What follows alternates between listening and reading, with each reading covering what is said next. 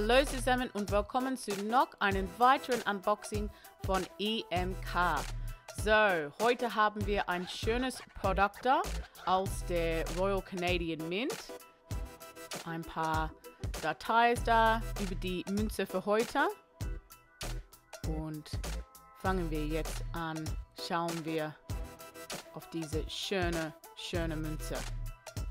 Ehrlich, das ist etwas Cooles heute für euch. Nochmal die typische Box von der Royal Canadian Mint. Immer schön. Diese Oldschool-Qualität. Sehr nett. Aber hier, schau mal. Wow. Immer die Certificate erstes Mal. So, das ist ein 2022 $20. Das heißt Black und Gold. Und das ist Gold und Rhodium Besichtung. Sehr, sehr cool. So, da unten Rex. Das war 6500 Exemplare von dieser schönen Münze. Und jetzt fangen wir an. Oh, das ist echt cool. Meine Güte. So, da können wir sehen, die Schwarz und Gold. Das ist so ein tolles Kontrast, wenn man das zusammen sieht.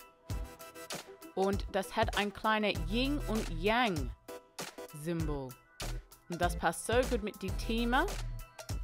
Die zwei Seeotter da. Die sieht so süß aus. Und das ist so schön.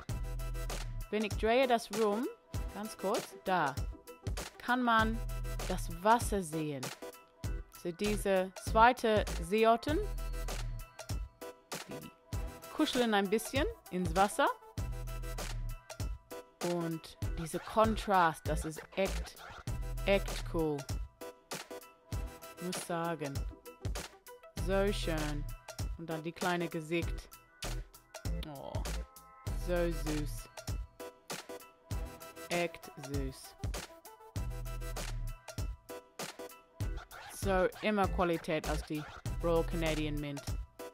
Und natürlich haben wir Königin Elizabeth II. Nochmal $20. Und ich muss sagen, die Königin sieht sehr gut aus in Gold, oder?